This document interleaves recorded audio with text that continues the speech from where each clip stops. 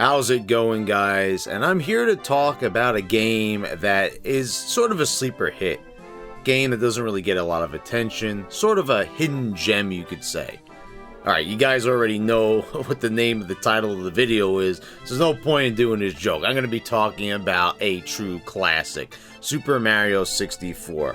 So, I played this game again when I picked up Super Mario 3D All-Stars last year, and I figured it's time to do a retrospective on this game. It is a trailblazer. It's considered to be one of the greatest games of all time, if not the greatest N64 game, or the greatest Mario game of all time, whatever you want to attribute to it. It is a game that gets talked about a whole hell of a lot. Many people have done retrospectives and reviews on this game here on YouTube, but this is going to be my personal take, so to me, that makes it original. And this is a game that, I'm quite fond of, and I'd like to share a lot of that fondness here in this retrospective. So guys, I hope you all enjoyed this video, and here we go. So I think the most appropriate way of starting off this retrospective is by talking about just how revolutionary this game is, and how we wouldn't have a Sonic Adventure if it wasn't for this game. We wouldn't have a Banjo-Kazooie. We wouldn't have a lot of 3D video games out there. We wouldn't have most of what we have today if it wasn't for this revolutionary 3D platformer. And it's very appropriate that it was Mario to start things off. And of course it had to be Nintendo, because they are usually the ones who start the trends and everyone follows close behind. So we'll start off by talking about the story before we get into the gameplay and the levels that you'll be going through. And there's definitely plenty of that to go around. There's so many stages that you'll be going through. But this story, even though this is the first 3D Mario game, there's not much of a story going on here. Now, if you want story and you want Mario, I definitely recommend that you go play Super Mario RPG. And for some reason, that game is popular, but I just don't see enough people talking about it.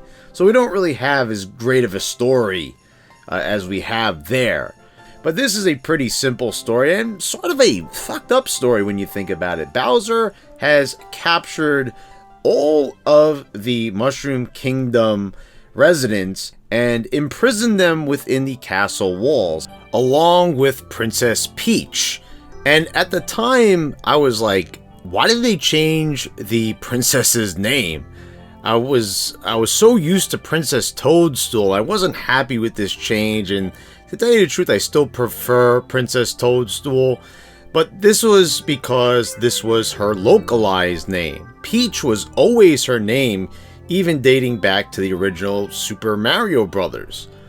So this is sort of like a Dr. Eggman situation in the Sonic the Hedgehog series, and I just always preferred the localized name. Just like I prefer Robotnik, I still like Toadstool. Now, getting back to this story, and actually this is not much of a different type of plan than what he had in the original Super Mario Brothers, when he took all the residents of the Mushroom Kingdom and turned them into brick blocks. And a lot of people don't really know about that, but if you read the instruction manual, that's actually what Bowser did. So every time you were hitting one of those bricks with your head and they exploded into pieces, that was actually a Mushroom Kingdom resident. So yeah, kind of morbid when you kind of look at it from that perspective. But anyway, getting back to the story, so Bowser has stolen the Power Stars from the castle and has hidden them throughout various stages in the game, which are contained in paintings.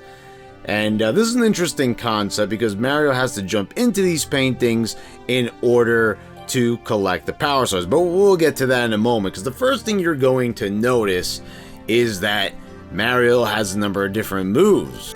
Also, of course, we're in 3 dimensions, which was something that we never saw before at the time. They had played around with this concept in Super Mario RPG for the Super Nintendo in isometric view, but it wasn't true 3D. you're definitely going to want to get the feel for how Mario controls in this game and in the surrounding environments, and it feels good. Now, I played this with the Pro controller, and I feel like it's pretty good. I think like this game felt a little bit better with the N64 controller, but the Pro controller is a great controller, and it feels good to the touch when playing this game. And this game does call for a lot of accuracy. It really does. Precise movements. You have to sometimes gingerly move Mario across narrow platforms. Sometimes you are going to have to run and perform moves. Mario could backflip, he could double jump, he could triple jump, he could do a sideways flip. He's got so many different moves. There's even a wall jump, which was an awesome new kind of move in this game. I know people will say, oh, you know, what about Samus? Well, you know what I mean. Mario actually propels himself with a kick off a wall and goes flying off in the opposite direction. Thinking back, one of the most memorable additions to Mario's entire moveset was the fact that he could now punch and kick enemies. I was like floored by this. Mario would always just jump on an enemy, or he would throw a shell at them or a fireball, but a punch? This just seemed extremely brutal to me, and I always thought, well, you know, maybe like a punch is too violent, but you know, then again, disintegrating an enemy with a fireball doesn't seem any much less violent in retrospect. But I remember it was just shocking to me to actually see Mario have a punch in a game, but you know, you had that here. And this was pretty much the last time, if memory serves, that we ever saw Mario punching in a game again, but I kind of liked it, and it felt really original to see this. But aside from that, you also notice this. There's a hub world in this game, and it's the Mushroom Kingdom itself. You actually get to run around Princess Peach's castle, and I think that this is really awesome. I really like the design of this castle. There's many different secrets. There's power stars to find in here as well. So there is a lot of fun to be had, and I think this works as a great little bridge between levels. And it's also a great place that's free of enemies, where you could pretty much just run around and have a good time and try out different moves. So let's talk about these courses, as they're referred to in the game, or as I like to refer to them more commonly as levels. Yeah, so Mario has to jump into a bunch of paintings, and these are all magically enchanted paintings. And you go inside and there's courses, as they're referred to in this game. And this is where you'll be looking for the power stars. And there are many different missions that you'll need to complete within these courses. And there's a total of 7 power stars per course, with 2 being the most annoying, and those being the ones involving the coins. There's always going to be one where you have to collect 8 red coins hidden throughout the stages, and another where you have to collect 100 of the gold coins. And that is even more agonizing, especially when you lose a life and you have to start over. Sometimes the names of the missions are very vague, and it can be kind of hard to figure out what to do, but sometimes they're kind of obvious. Sometimes you'll just need to get to a certain part of the course and simply collect the star. You might have to race against a character such as a penguin or a Koopa Troopa, and sometimes there may even be a boss battle. So there's all different sorts of missions with all different types of goals. Now you'll have to collect a certain amount of stars to enter into a new course. The many doors within the castle are sealed off with a power star requirement, and the number of stars will be labeled on the door, so you need to have the corresponding amount of stars in order to enter, of course. Now, thankfully, you don't need to get every single star in the game. There are a total of 120, which is sort of mind-blowing, but thankfully, you only need 70 in order to go on and fight Bowser. So that's a bit of a relief. You still have to do a lot of work, but thankfully they allow that, especially when you have some very tricky courses. And in the later part of this game, some of these courses get agonizingly tough. Tick-Tock Clock comes to mind, which is just a maddening level where you have to enter this giant clock. And upon entering it, you have to be strategic at what time you enter by looking at the hour and minute hands that move quite fast. And you have to go in at the right time, and that actually controls the speed at which the clock mechanisms move. So collecting certain stars will be impossible or more difficult when you go in at the wrong time. Of course, if you didn't have a guide to tell you this, you really wouldn't know, because there's nothing really to tell you to do this. Then you have Rainbow Ride, which is just such a troublesome level. You have so many different platforms, and this game is asking you to fall. It wants you to fall to your death, and it's so tricky. You have disappearing magic carpets and some of the most annoying obstacles in the entire game. This is definitely a level that's just on crack, and it wants you to lose, and it's definitely, in my opinion, one of the toughest levels in the game. This and Tick-Tock Clock, without a doubt.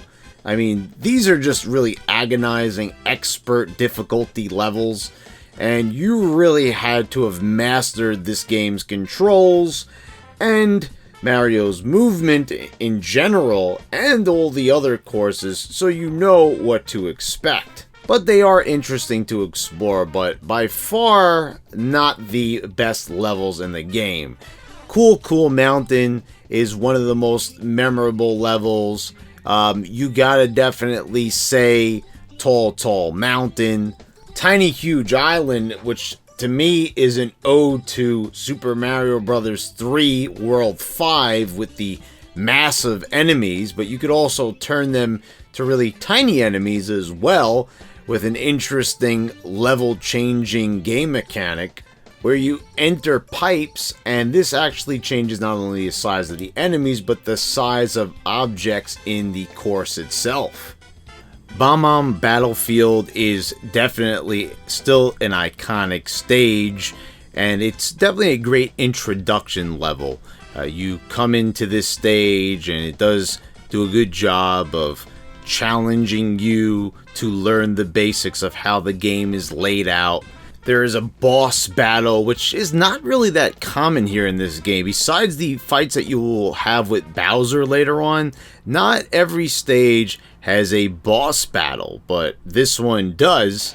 So that makes it memorable, and of course the race against Koopa the Quick to the top of the mountain. There's a lot of variety going on here, and there's a lot of variety throughout these stages.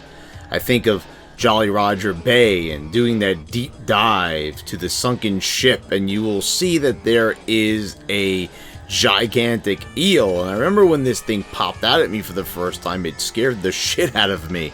I didn't expect to see an eel like this, and well, what do you know, there's one right there. Another one of my favorites has to be Big Boo's Haunt. This is definitely an unsettling course, to say the least, and I think it has sort of a Luigi's Mansion vibe, very unsettling.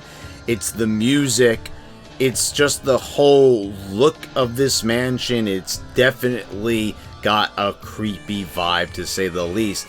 And I remember playing this game and seeing that piano come to life for the first time, and seeing the sharp teeth it had on it. It scared the shit out of me, much like the eel in Jolly Roger Bay. And those are some memorable moments, and I look back on them and I'm like, wow, this game definitely created the mood at times. Now, one of the most disappointing factors is that there's no Fire Mario, there's no Cape Mario, there's no Raccoon Mario. So you might be asking yourself, if you never played this game before, well, where's Mario's power-ups? Well, they're in the form of caps. You'll have the Wing Cap, the Metal Cap, and the Vanish Cap. And much like in Super Mario World, there are switches that you'll have to press, and they will fill in blocks that contain these caps. And there's the wing cap, which lets Mario fly through the air, but not really in the way that the cape did. This one, you know, you kind of slowly descend. I could never get the hang of this cap. It's kind of a pain in the ass a little bit to use, but it's definitely fun. It definitely takes a lot of patience to master. There's the metal cap, which allows Mario to sink to the bottom of a body of water and makes him invincible. There's the vanish cap, which allows you to go through walls. These caps don't really stay around for that long. You know, you don't really use them that much. They're kind of very situational. I feel like the wing cap, you know, gets the most time to shine. It has a little bit more time dedicated to it. You don't really see the metal cap and the vanish cap as much, and these are kind of disappointing, and I understand why they're there. They're there to kind of just freshen things up and, you know, make things a little bit different feeling, but the classic power-ups will always be favorites of mine, and I will always prefer them to the caps, and this is probably the reason why we never saw the return of caps ever again, unless you want to include Cappy and in Odyssey. One of the biggest pain in the asses of going back to play this game is the archaic camera setup.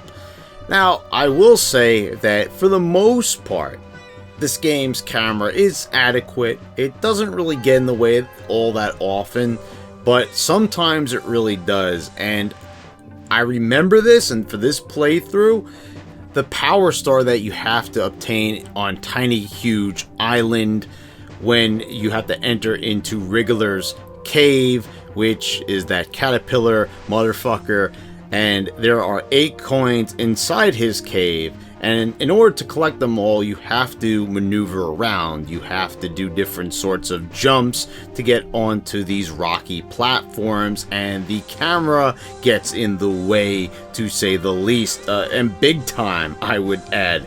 It is definitely a giant pain in the neck, and I had fallen here quite a few times, and it was pretty aggravating. And this is a great example when you get into tight spots and you just can't see what you want to see. And you can't get the proper view. You can move the camera all around, but the camera is very stubborn here and it's very limited. And that's probably due to the cave walls. Yeah, if there's a wall, forget about it in this game. If you're anywhere close to a wall, the camera is pretty much useless. And it's definitely on full display here. Now, how would I rate the graphics in this game in 2021? Well, that's an interesting question. You have to take into consideration that 3D graphics were certainly new at the time, and this was a launch title for the N64, but in retrospective, I know a lot of people complained about the polygon look of this game and all that, but in comparison to many others, and not even comparing, this game still looks great to me. It's bright, it's colorful, it may look archaic in certain departments, and the environments definitely look very simplistic when you compare them to other games such as Banjo-Kazooie, which came later on. The game still has some pretty memorable looking environments. There's always something about everything that you're looking at that have some sort of level of detail that makes it noteworthy. Does it look dated? To a point, but I would say it definitely has a place in time where it certainly seems timeless. You can sort of look at that from different perspectives, but I feel that it does hold up quite well. And of course, I would be remiss if I didn't mention the music in this game and just how glorious it is. Thanks again to famed composer Koji Kondo, we get some really excellent compositions. Of course, Peach's Castle, the Jolly Roger Bay music, which is so elegant and relaxing. I've used it in a few videos of mine. And of course, the music that plays when you race against the penguin on Cool Cool Mountain, or when you find the secret slide in Peach's Castle. That is just such a fun, crazy tune. And the game always sets a mood when you're fighting Bowser, when you're in Big Boo's haunt. There is just so many great compositions, different types of music, and Koji Kondo had once again crafted an excellent soundtrack to accompany an already great game. So there you have it, folks. That about does it for this retrospective. I hope you all enjoyed it and enjoyed reminiscing with me. And if you did, please let me know in the comments down below. And please subscribe if you haven't already. Click the bell so you get all the notifications when I post all my new videos, especially when I do these sorts of retrospectives, because I know a lot of people are not getting the notifications when I do release these videos, and that's a real shame because I do work very hard on them. But guys, I want to also thank all my great patrons for your continued support, and thanks again for watching, guys. I'll see you next time.